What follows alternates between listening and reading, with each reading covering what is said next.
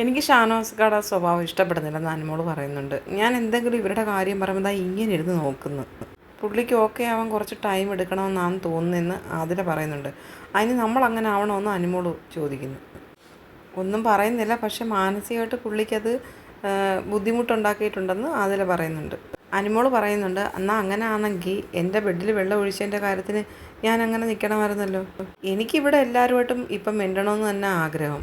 എല്ലാവരും ഒരുപോലല്ല, ചില ആൾക്കാർക്ക് അത് ഓക്കെ ആവാൻ കുറേ ടൈം എടുക്കുമെന്ന് നൂറ പറയുന്നുണ്ട്. ഷാനവാസിക്കാർക്ക് ഉണ്ടായ ഒരു പ്രശ്നം, അതൊരു മേജർ ഇഷ്യൂ ആണ്, അത് ഓക്കെ. പക്ഷെ നമ്മളെല്ലാവരും ആ വ്യക്തികളോട് അങ്ങനെ നിൽക്കുന്നത് ശരിയാണോ?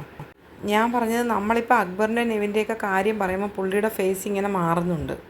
അത് പുള്ളി ഓക്കെ അല്ലാത്തതുകൊണ്ടാണെന്ന് നൂറ പറയുന്നുണ്ട്. നിങ്ങളുടെ കാര്യമല്ല ഞാൻ പറഞ്ഞത്. ഞാൻ എപ്പോഴെങ്കിലും മിണ്ടുമ്പം പുള്ളിയുടെ മുഖം ഇങ്ങനെ അങ്ങ് മാറുക. ഞാൻ അവരെ എന്തെങ്കിലും കൊടുക്കാമെന്ന് പറഞ്ഞ് വിളിക്കുമ്പോഴൊക്കെ ഉടനെ പറയും ഞാൻ നന്മമരമാകുന്നു. പുള്ളിയുടെ ഇതിൽ നമ്മൾ അവരിപ്പോൾ എന്തെങ്കിലും ഭക്ഷണമൊക്കെ കൊടുക്കുന്ന സമയത്ത് നമുക്ക് അവരെ വിളിക്കാതിരിക്കാൻ പറ്റുമോ? അങ്ങനെ വിളിക്കുമ്പോൾ പുള്ളിക്ക് ഇഷ്ടപ്പെടുന്നില്ല, ഉടനെ പുള്ളി നന്മമരമെന്ന് പറയുക. പിന്നെ ഞാനൊരു കാര്യം സത്യം പറയാമല്ലോ, എനിക്ക് ഇവരിങ്ങനെ മാറിയിരിക്കുന്ന കാണുമ്പോൾ എനിക്ക് വിഷമം വരുന്നുണ്ടെന്ന് അനുമോള് പറയുന്നുണ്ട്. നിനക്ക് തോന്നുന്നില്ലേ? അപ്പോൾ അതിൽ പറയാം വിഷമമുണ്ട്. ഞാൻ എന്താ ചിന്തിക്കുന്നതെന്ന് അറിയാമോ? ഞാൻ ആരുടെങ്കിലും അവരുടെ സ്ഥാനത്തെങ്കിലോ ഉറപ്പായിട്ടും എനിക്ക് വിഷമമുണ്ട്. കാരണം ഞാൻ ഇങ്ങനെയുള്ള സിറ്റുവേഷൻ അനുഭവിച്ചിട്ടുണ്ട്. നൂറ പറയാൻ, നിൻ്റെ ഒറ്റയ്ക്കാകൽ വേറെ, ഇവരുടെ ഒറ്റപ്പെടൽ വേറെ.